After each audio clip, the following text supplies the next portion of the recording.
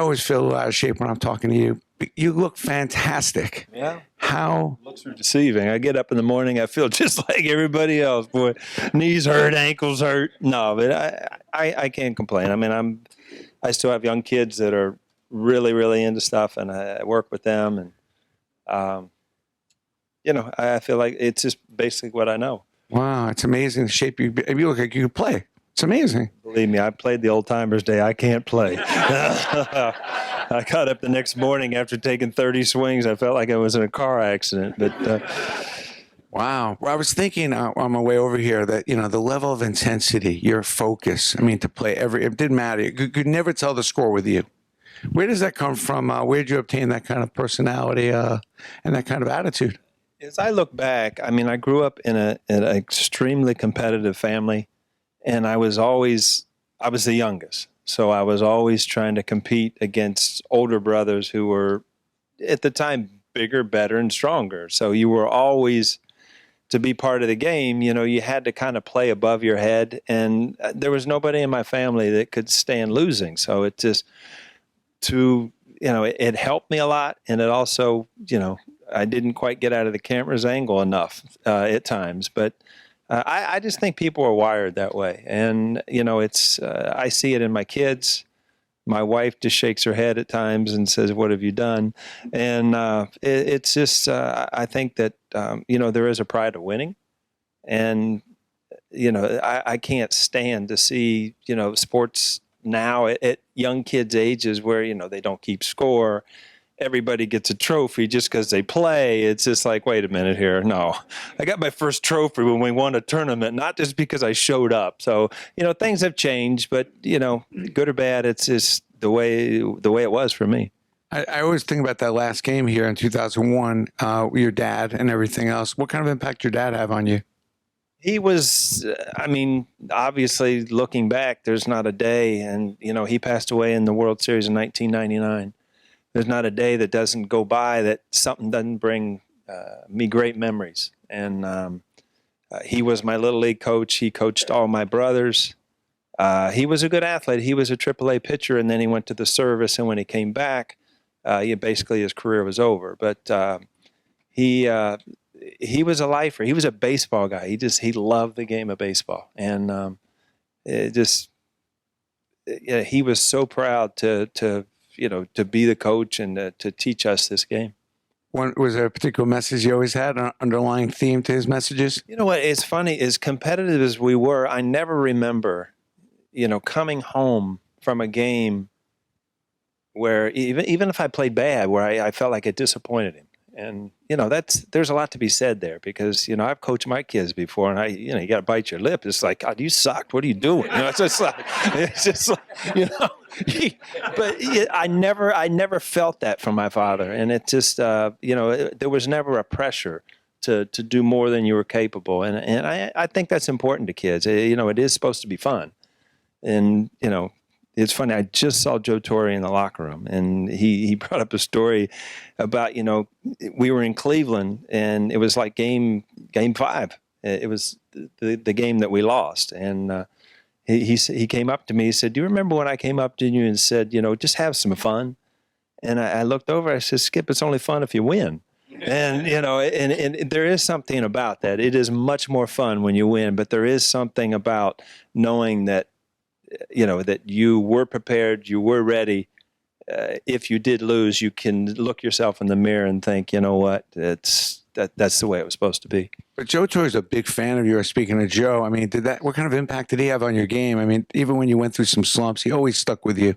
He was the perfect manager for the perfect team at this time. I really, as I go through my career, I got called up in Cincinnati. Pete Rose was the manager. You take things from him of just his fire and his desire.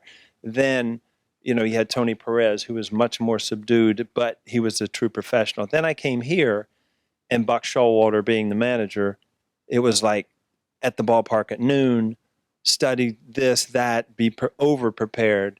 And then as you get older, Joe Torre walked into this team, and it was just, he understood the length of the season. He understood the ups and downs of the game. I'll never forget, he told us the first day that, when he was a manager, it's like I hit 363 one year and I led the league in hitting. The next year I hit 250. I tried just as hard. And it's just some years are better than others. And you can witness that when you watch this game tonight. You've got two teams going at it. Some years are just better than others. There's guys out there having phenomenal years, and these are two great teams. So, like I said, he meant so much to me as a person, not only as a manager. Well, you said two teams are going at it last week. You said it you hit it right on the head. It's a great summer to be a Yankee fan. Oh, absolutely. I mean, what excites you about this team? I mean, you seem like you have more fun than. It's probably just fun to broadcast this team. It is. There were a couple years ago where, a broadcast was like going to the dentist. I mean, it was hard. They weren't scoring runs and, the pitching was all over the place. And it was, you don't want to sit and I promised myself when I took the booth that I would never forget how hard it is on the field and how quick it happens. On TV, it does look easy at times. But this team here, as good as they are, there's not an attitude. I mean, there's not people out there saying, hey, look at me. Aaron Judge, to me, he makes this team so much better. Every young kid that comes up here is ready to play. Andujar and Torres, they play the game of baseball and they're succeeding immediately. But you don't see them, pounding their chests and gloating. It's about let's get them again tomorrow. And it's such a refreshing way to watch a team that is this good, that it's expected to win too. So it is a fun team. It is a great summer to be a Yankee fan. Does it remind you of '98 a little bit, the way this team is winning and rolling over people? And could this be another 125 team? Well, it reminds me of '98, but the only problem is it's very hard to compare, and I don't mean this in a bad way. It's very hard to compare this team to '98 because we already accomplished what you're supposed to accomplish, and that's to win a World Series. I never forget when in 2001, the Seattle Mariners, where they went 116 games. Nobody remembers the Seattle Mariners because we beat them. They did not win a World Series. So that's painful. Painful. It was great for us, but that's the ultimate. I mean, you have to. There was more pressure on us other than the Mets thing because it was the Mets. In '98, to have that good of a year going into the World Series, it was all for nothing if you don't win the World Series. But there are some similarities. Mike Lupico, he's a great writer, was texting me the other day saying the same thing. This reminds me of '98. They have a better lineup. You had better pitching. What do you think, this and that? And I said, you know what? I agree with you. And they have a much better right fielder. And I said, ... exclamation point.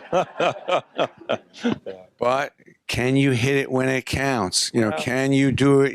There's a big difference when you get to that big dance at the end of the year. You know what? What's that like, by the way? I mean, were you a calm, cool cat in the World Series? No, you're a nervous wreck. I mean, you literally only have so much mental energy. And by the time you leave, a playoff game, a World Series game, you're spent until the next day. And I can still remember sitting in the dugout, you just try to get, or in the clubhouse, try to get as quiet as you can and just kind of visualize what's going to happen. And you could feel the old stadium kind of, like shaking and rumbling. And used to sit there and talk to Bernie because Bernie was like the calming effect. He was like on chamomile or something. I couldn't figure it out. That was his personality. So, there's nothing better than walking out of that tunnel and seeing the lights of a World Series game. Now, talk to me about this team a little bit. Any surprises, some things you didn't see coming? And what do you think's going on with Chapman? Because you were talking earlier, he seems like he's a little bit having a better year this year than before. You go straight to Chapman. This might be the best year that he's ever had to this point. And I think he's fresh. I think that, the year before he won the World Series with the Cubs, I think he was overworked to the point where I didn't know how to explain it on the air, but, there's no life on his fastball. He's throwing 101 miles an hour, but he's not getting any swing and misses. And that's just from being tired. And he's back. You could tell he's comfortable. You can tell by his smile after a save he's having fun. This team, surprise-wise, I mean, Torres and Zuhar, I mean, to be as good as they have been, sure, you know they're going to do certain things, but you expect, the ups and downs, and you really haven't seen that. They've been phenomenal. Jonathan Holder has been a pleasant surprise. Green is green. Betances has really turned it around recently. How about Boone? What do you think about Aaron? Aaron Boone, to me, How hard is it to go jump into that? I mean, is it? It seems is. easy. Like everybody's like, you got this great team, Right. and it's not. Is it that easy, or is it? I mean, you don't walk into an opportunity that these two managers have right now very often, but there is a lot that comes with it. And I can honestly say, I mean, I used to see him up in the booth all the time because he was an analyst. And most people, as soon as they lose that analyst job and get down as, the manager of the New York Yankees, all of a sudden they're different people. And they're different. They've got attitude. That Aaron Boone is the same person. And I think that, his upbringing, I mean, he knows nothing but baseball. And I think that really helps. I mean, his grandfather, his father, his brothers, I mean, this is what this guy knows. And, if you watch his demeanor, he's calm, even in the midst of a tough game. That you need that in New York, because sometimes New York gets going so fast that you try too hard, you try to do too much, and it can backfire. The booth. I remember sitting with you right after you retired. You were not happy about maybe doing TV. You were a little nervous. And you said, Brian, I don't know. And I said, Paul, just make believe you're talking to your grandparents.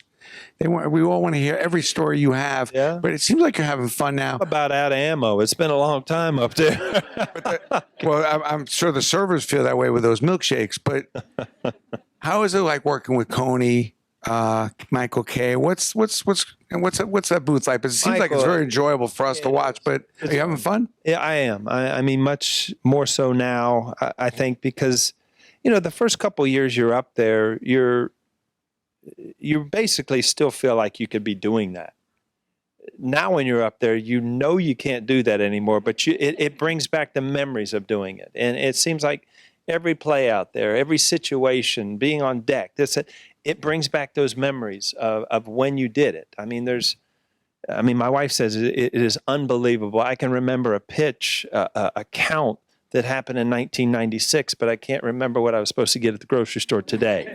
But it's just the way your mind works. It's really weird. Once things are ingrained in your mind from baseball, they don't leave. It's kind of like the way baseball is too. The overall sport, we all remember where we were on this date, that absolutely. date, the count, and all that kind. It's amazing how baseball just stays ingrained with us. It probably has got to be America's sport. Well, I mean, I hope to think it is. I mean, you're watching the World Cup now and all these other things, but there's something about the game of baseball that, there's so much more history involved with it. And, if, Mickey Mantle and Joe DiMaggio and Yogi Berra, if those don't bring back, the history of baseball, I don't know that New York people understand how lucky you are to be part of it. And it's just, believe me, it changed my life when I had the opportunity to come here and play. Couple questions from live on Facebook. We're giving a couple of free balls away if you like and share this. But who's the toughest pitcher you ever faced? That's from Dave. Randy Johnson. Really? Consistently? I never got a hit off him. I fouled a ball off once. That was it. I mean, I'm not going to lie. I can say this stuff now. I don't have to face him anymore. Jesse Orozco was horrible. I was, I think, 1 for 18 off of him, and it was my 18th at bat. I hit a 3-run homer, and this is no exaggeration. They released him. Figured they can't get me out anymore. It's over. Well, poor Jesse. What was your favorite moment as a Yankee? That's really hard. I mean, every World Series had its own story, but there was something to me about that 2001 World Series, about jumping on the bus and driving across town and playing the Mets and getting back to it's like high school again. Taking your gym bag out of the bus and walking into the locker room, and you couldn't get away from it. You couldn't watch the news. You couldn't watch the papers because it was all in New York. So to me, that's probably as good as memory as I've ever had. Can I get one clubhouse story that we haven't heard? Something that happened in the clubhouse that would be a little bit unusual, something maybe on the road or. All right. Well, you were talking about the Mets. So I walked in, and you had to go up these like pallets. And, you know, it was Shea Stadium wasn't the prettiest of places, believe me. It was a dump. I'll say it. Yeah. I mean, it was a I had dump. some other words for it. Doesn't make it difficult to want to come here, right? But I remember this is literally in the middle of a game, and you would walk up into the clubhouse just to get away from the noise and things like that. So I'm walking up these pallets, and I hear this like kind of like screaming and yelling. And I'm like, what in the world's going on in the locker room? I mean, everybody's out there. There's no fights going on. I walk in. Mr. Steinbrenner had a fire hat on, and there was a fire alarm going, and he was bossing the people around. So they were scurrying around the locker room, and here was Mr. Steinbrenner with a hat on like he was the captain. So that was interesting in the middle of a World Series game. It's funny, like in '99, Mr. Steinbrenner, you know, and that was another year I kind of thought we were going to win it. And I was up at my seats, and I went in the back. It was the end of the 8th inning, and Mr. Steinbrenner was directing some people to move the trash. Absolutely. I'm like, we're about to win the World Series. I figured this guy's, and that's what I loved about him. He always took the business, the fans, the safety very seriously. It carries over.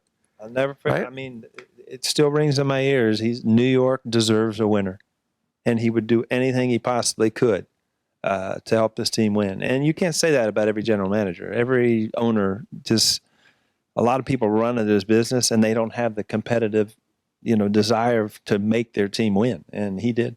Well, it's a great summer to be a Yankee fan. We'll do some Q&A. Let's jump into the crowd. And if you have a question, just, yep.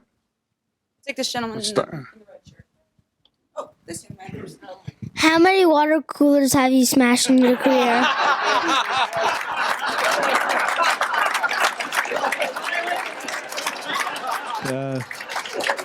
It always gets back to the water cooler. And by the way, what's your name?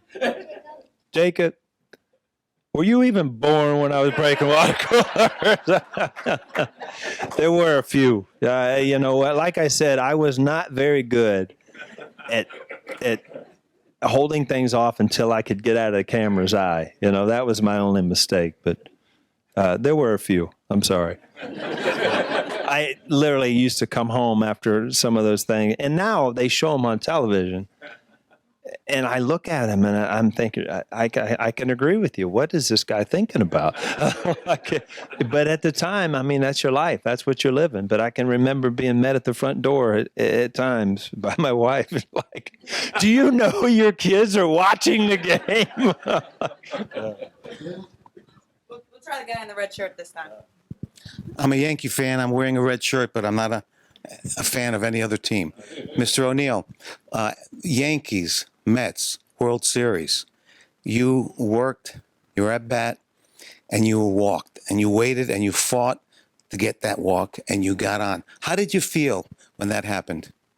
You know what? I'm not going to lie, because I remember that at bat, like I said, over and over again. I am fouling balls off of Benitez.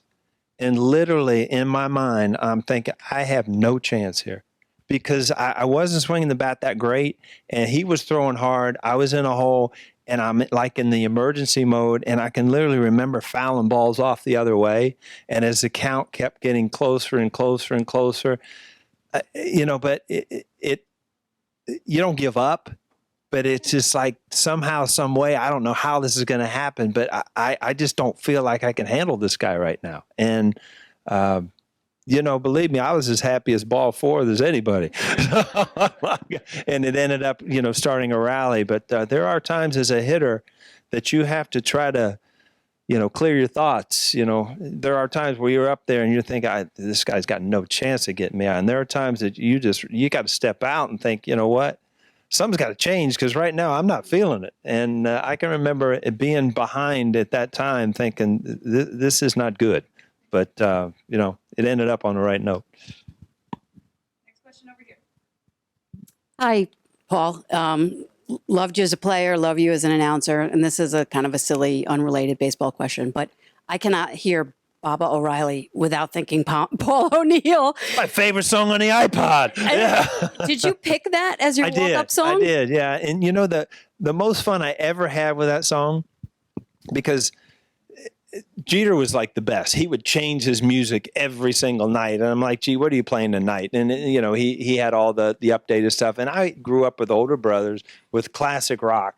And I just loved the beginning of that song. So I told the guy, just play Bob O'Reilly. That's awesome.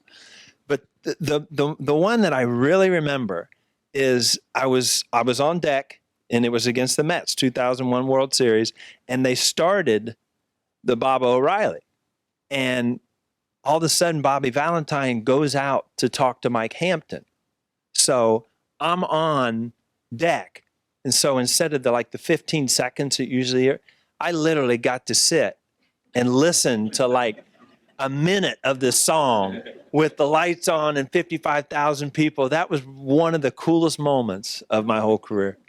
So all the players pick their songs.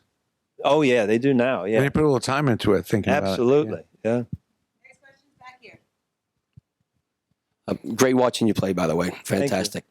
So what was your initial reaction back in '92, traded for Roberto Kelly because you just won the World Series a year or two ago with the Reds, and now you're going to the Yankees. So, and the other question is, did Bernie Williams sing in the shower? And that's it. No shower stories, I promise. I'm going to skip on that one.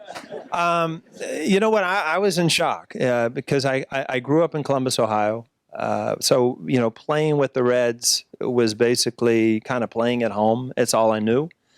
And, as a player, this day and age is a little different. If you're traded, for another guy, this or that, it's like it's part of baseball. Back then, it was like, in my mind, if I was traded, it was because they didn't want me. And it was kind of like kicking you out the door. And then not knowing anything about New York other than being a visiting player with the Reds, staying across the street from Howard Johnson's on 42nd Street. That's all I knew. I thought, I might raise the kids. There were just a lot of unknowns coming here. But it did not take long to absolutely fall in love with driving into this ballpark, driving home. We lived in Westchester our whole time. We would get into the city when we needed to. Some of the things that my kids learned growing up in New York, it was a blessing. There's no doubt about it. It changed my life to come here and be a part of what happened here in the late 90s. Next question right here. Hey, what's up? I'm Paul too, so I think that's pretty cool. My father, my grandfather, and my uncle, you were their favorite player. I'm 22, so I'm still young. I told my father that I was going to get a chance to see you speak today, and he told me that you were the most intense athlete that he's ever seen play. And to me, that was a compliment. I want to know what you think about that statement. Well, when I hear that, it's an extreme compliment. There's no doubt about it, because it means that you did care, and it means that you did go home and worry and not sleep when you didn't get hits or you didn't win. That's during the time I didn't know if it would ever end, but now you look back and you understand. There's a time frame, a window that you have an opportunity to take the field as a Major League Baseball player. So to know that when you were finished, that there was nothing left that you could have given more.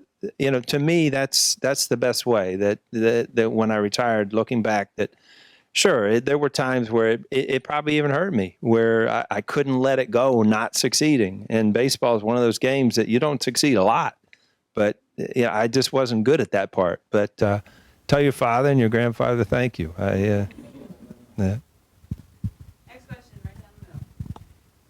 Hi, nice follow-up to that. I've loved you as a player and as a broadcaster, but my mom, my 87-year-old mom, calls you her boyfriend. It goes back to when Derek Jeter showed up, and the grandmother would yell my name, and Jeet would have all the babes. I was just like, something's wrong here, Jeet. Why I always get the grandmothers? But now I appreciate that because I'm closer to her age than the young ones. So tell her thank you very much. My question, though, is about your nickname. How do you feel about it? I'm sorry? My question is about your nickname. How do you feel about it? At the time, it kind of goes back to Paul's question before that. At the time, it was almost embarrassing that, George Steinbrenner would say this, and it's like, how are you going to live up to this? But now you look back, and it all it meant was, your intensity and to give, what you had. So, I kind of embrace it because I don't have to do anything to earn it. When you're doing something in baseball, you can never really relax and enjoy it. I couldn't, because tomorrow's, you could strike out and lose the game again tomorrow. So it's just, it goes on. It just keeps on going on until the off season. And then you get to about the Super Bowl, and then it starts again. And it's just like, it's an ongoing thing of just wanting to succeed and wanting to win. Next question right here. Hi, Paul. So I'm 29. I and a lot of my other friends grew up idolizing you. I had lunch with a buddy today, and that naturally came up in the conversation when I mentioned I'd be here tonight. I was lucky enough to be with my dad over here at Game 5 of the 01 World Series against the Diamondbacks. And one of my all-time favorite baseball moments, being such a big fan of yours, was the top of that ninth inning to have the entire stadium cheering your name. And I was wondering, how does it feel to have an entire stadium serenading you, especially, you didn't grow up in New York, you didn't start off as a Yankee, but just the idea that you won the hearts and minds of such a passionate fan base, even without those roots here in New York. How does it feel to have earned that, even without that? I look back at that night, and it's just, Brandon, you have that tip of the hat thing that I signed a lot. I felt really good about it. Made a lot of money off of that. Nice, thank you. When's my check coming in, brother? But, I look back at that night, and it's just like everything, and I've said it many times, everything you do on a baseball field, you've practiced before. Whether it's, throwing a guy out at the plate or bunting or a certain count that you look for a certain thing. But when do you ever practice listening to 55,000 people in unison chanting your name? It's just like, and at the time we're losing the World Series game. So I kind of heard it coming, and then I'm like, what are they saying? And I'm like, oh my goodness, now what do I do? But towards the end, I finally got to the dugout. It was just, it was evident I had to do something, and I kind of tipped my hat, and that was what that picture is. But again, one of the most special nights of my life, and I remember when they did the monument, I actually said, this is the first time that I can actually say thank you to the fans. And, my family was there, my wife was there. I mean, you dream about it. You go through that like when you're 5 and 6 years old in the backyard, not when you're retiring from Yankee Stadium. It's hard to explain because you never expected it. But I tell you what, you guys got rhythm. It got in cadence immediately. It was pretty cool. How tough was think about that series, how insane that was, that series. Oh, and 10 minutes later, we hit a home run again. I mean, take away the end result of that World Series, because, what was happening in the world at that time with 9/11, and I was retiring, I knew I was retiring, and this and that. You take away everything and the outcome. Those were the 3 coolest games I ever was part of. I mean, they were unbelievable. And to see people, jumping, and it was screaming and yelling. It was a great time for baseball here in New York. And then we had to go back to Arizona and get beat on the cheap hit. So it's just the way it goes. What an emotional, that was so emotional, that series, just amazing. Thank you, Paul. The Warrior, it's a pleasure to be here. When there was a slow time on the field, the pitcher was being visited, you were taking swings out there. Love it. Love it. Love it. Thank you so much. Yeah, I get kidded all the time from pitchers. What are you doing out there? You got to work on your swings. Pitchers take so long these days. My God, you got time to go through 8 or 10 of them out there. I did have one time Brian Boehringer. Now remember Brian? He was a bullpen guy. pitcher's a little weird to start with, but Bo was kind of really weird. But he said, let me ask you a question. This was like the next day, and I said, what's that? He's like, I see you on the on-deck circle all the time, working on or out in the outfield working on your hitting. I said, yeah, sometimes. He said, I never see you working on your defense on the on-deck circle. Well, Bo, you got a point there, bro. DH or no DH? You've been on both sides of the fence. I think that the game has come to a point of DHing. I think that it's a much. I mean, offense is an exciting part of the game. I think the fans enjoy offense. You see pitchers now that's. I mean, they don't hit since high school. They get hurt running the bases. I mean, you got a guy with the Yankees right now that's got 2 pulled hamstrings because he ran the bases. So let's get over it. Let's get into the DH. I mean, there's too many good players out there, and the American League's never going to get rid of it. And I think that, in my mind, the league should be uniform. So I would say DH. I agree. I just want to say, like everybody, I love you as an announcer. The chemistry is amazing. I sometimes I just find myself listening to you, not really watching the game, because it's just so much fun. But that being said, if the offer was right, would you consider coaching? Time-wise and things like that, with kid stuff, family stuff, I think I'm better off in the booth. And things have changed in the game of baseball. And Brandon, you kind of talked about it earlier with me. Some of the younger players come up now, and, they're so much more established where a lot of times they look at coaches like, who are you to tell me? And you know what? That's not the way I came up. I came up and sat in a corner, and when Pete Rose and Tony Perez said something, I was kind of like listening. And things have changed a little bit in that aspect. So I think it's better for me to be up in the booth, to be able to just watch the game and enjoy the game. Yeah. Well, thank you. Now watch the game now. You got to know the score. Huh? It's funny you have, when you think about you, and Coney, too, is another very intense competitor. I don't know if people realized how, because, on the mound, you didn't see it always, but he was a fierce competitor. You have to drag him off the mound. Yeah, Coney, I mean, he was, there's no doubt about it. I mean, there were times where he'd throw 140, 150 pitches. He was a phenomenal pitcher, Cy Young winner.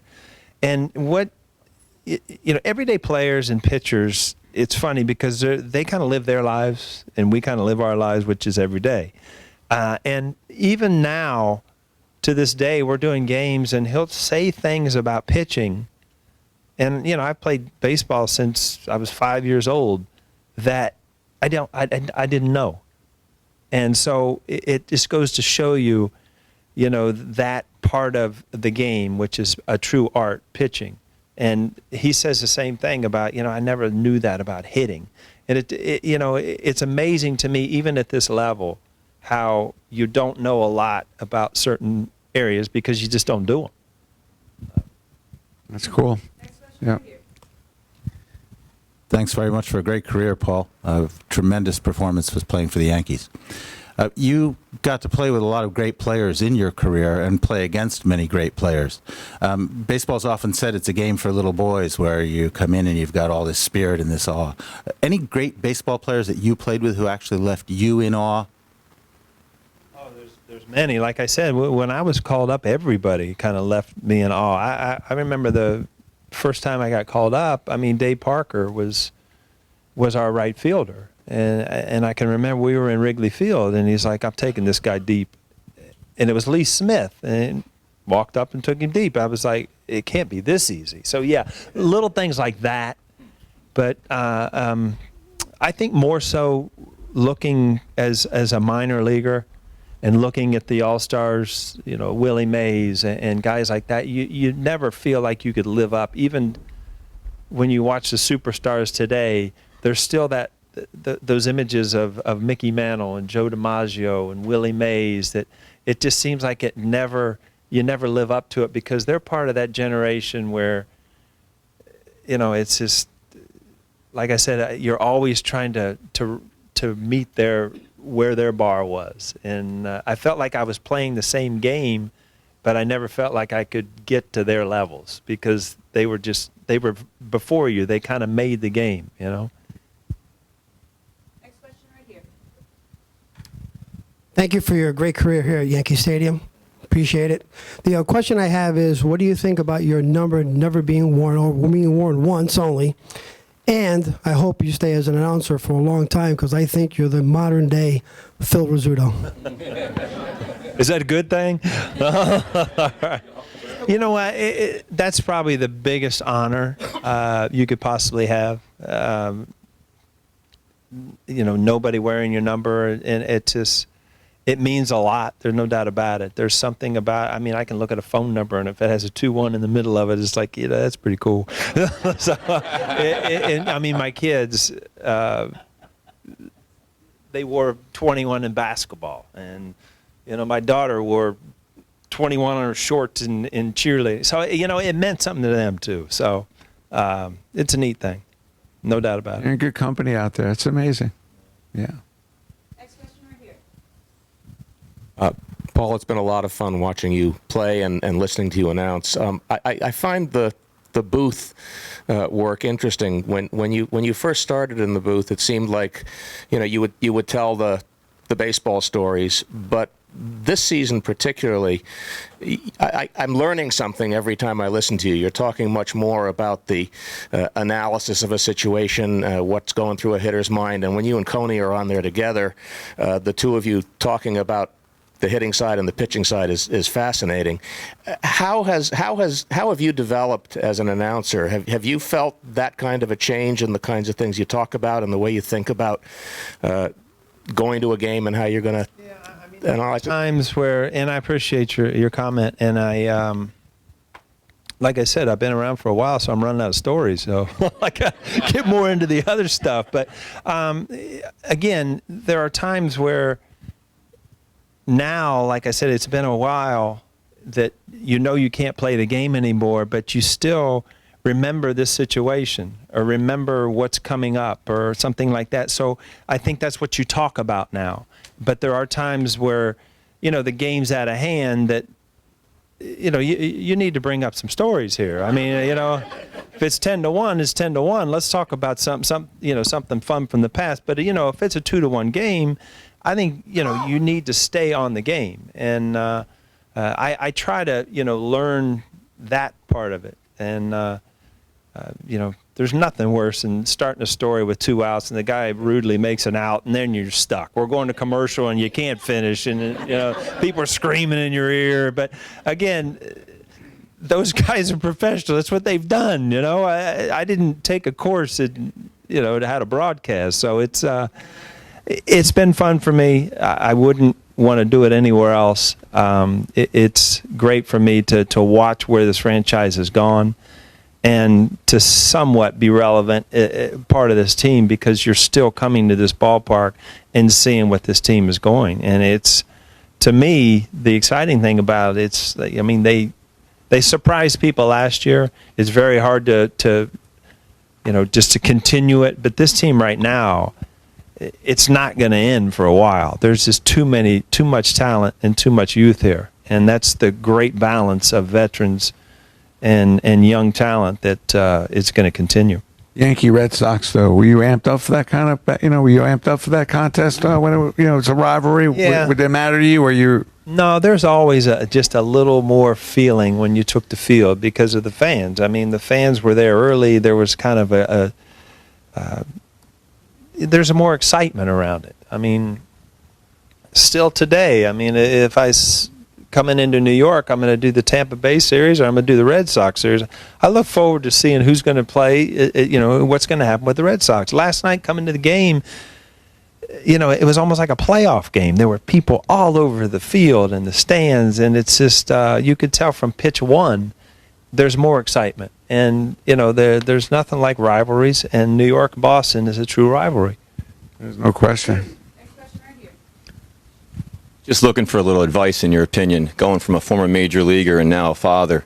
Have you had your kids play multiple sports, or did you have them invest in one as they were growing up through time? I truly believe. I mean, looking back, I could not wait for the changes of the season. I hate to see kids that have to make up their mind when they're 9 years old whether they're going to play basketball or baseball. I think you should play them all.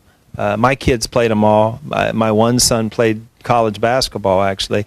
They actually kind of got tired of being, compared to this and that in baseball. They played baseball and they loved it, but they loved basketball. They played football. They played everything. And, sports have so many parallels to life. The ups and downs and the disappointments I always loved that part of it. But I'm all for letting kids play every sport. Next question over here. Hey, Paul. Thanks for the awesome times growing up. You said there's a lot of ups and downs with baseball. Is there anything that ever stuck out in your minds when you were going through a slump that your manager might have said to you to get you right back on track? I mean, I just saw Joe Torre in there. We were talking about it, and I was in a horrific slump. 0 for 20, and I can remember going to the bat rack and grabbing my bat and my helmet, and here we go again, And Joe Torre kind of went, he said, you know what? I still think you're going to get a hit every time up. And I thought, wow. It meant something, because managers sometimes, I'll tell you what, if you're hitting the ball well, they're your best friend. And if you're not, they don't even want to talk to you. So that's where I said he was like the perfect guy. He knew the ups and downs of the game. And when he said that, it just like, I can feel it today. I was like, wow. I mean, if he believes in you, you feel better about yourself. And that's probably the one thing that came in my mind. Next question right here. Hi, Paul. Does Bryce Harper of the Nationals remind you of yourself? You know what? He's some kind of talent. He's much more talent than I was at that age, no doubt about it. He's a little brash. He's a different type of player. He's a home run hitter, but talent-wise, he's off the charts. There's no doubt about it. But I would, if you gave me 10 people to compare yourself against, I don't think that he'd be on the top of my list. Next question right here. Paul, you were always prepared to come to the game to win. How was it different to get prepared on the road to win? Was your routine different? Or your teammates' routine different? The routine definitely is different. There's no doubt about it. I mean, there's something to be said about sleeping in your own bed and taking your kids to school, and you get to the ballpark that much. By the end of the year, road games really wear on you, and you find yourself, going to the ballpark at 1 o'clock in the afternoon just because you don't have anything else to do. You're sitting there playing cribbage in the locker room with guys just because you're sick of looking at the hotel walls. So, if you could play 162 games at home, you'd do it. Because unlike other sports, football, they go in a night before they leave. We're there for 3 or 4 days, 5 days. Tennis players, they're traveling the world. We're traveling the same cities over and over and over again. And there are times where, believe me, that you'd much rather be at home. But that's part of the game, and that's part of the reason.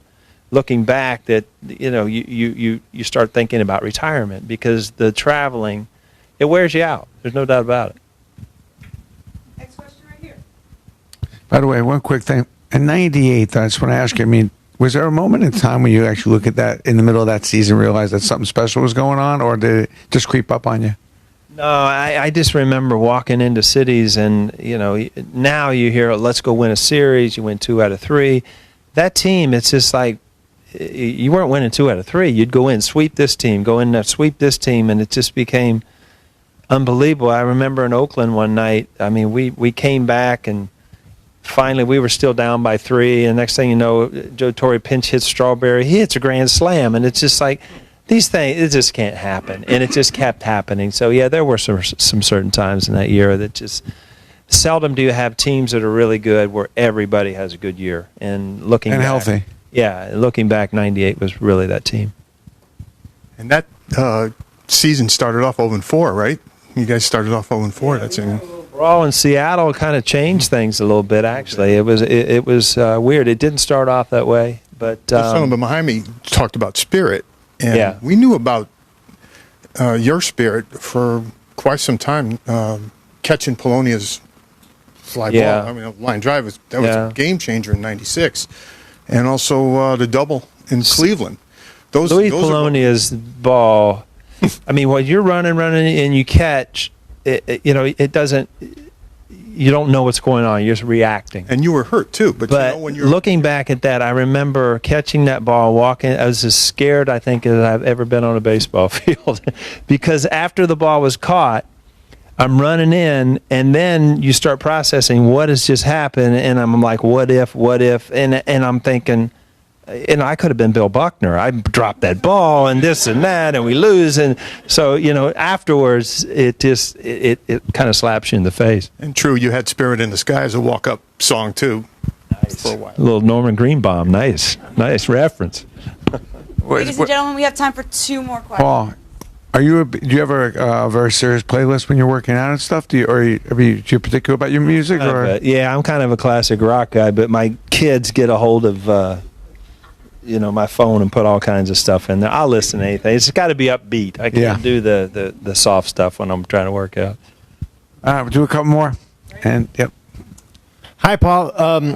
I know when you were with the Reds, there's this game where you bobbled the ball, and instead of throwing it, you kicked it to the first baseman, Todd Benzinger. All trick photography, I'm telling you. It didn't happen. My question is how did you kick it to him? How did you kick it to the first baseman so accurately? It's really amazing that it happened. I mean, the circumstances were, and the funny thing is my kids, every year they show that on the bloopers. So basically, like my daughter really never remembered me playing, so she sees this every year. This is my dad playing baseball, But we were in a tough stretch. We're playing in Philadelphia. It's wet. It's the last inning. It's a do-or-die play. Steve Jeltz is the runner. He runs very well. So I know coming in, it's a do-or-die play. I either make the play or we lose the game. Well, I bobbled it. So in my mind, I think the game's over. So I just kicked it.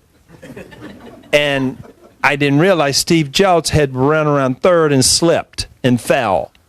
So the ball actually went straight. And Todd Benzinger was our first baseman, cut it off, and he didn't score. And so now it's, again, here we go. I'm processing these things, and I'm like, oh, my God, what just happened? But the game didn't end, right? So the next pitch or two, Johnny Franco throws a wild pitch. We lose anyway. So I run in. I'm sitting in the dugout, and Todd Benzinger comes over, and Lenny Dykstra hit the ball. And Benzinger said, I would have had him at second, but you didn't have anything on the throw. And I just caught to my attention because he was checking the runner, checking me, checking the runner.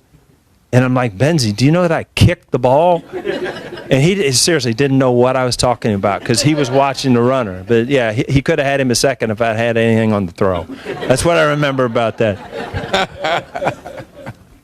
This will be our last question.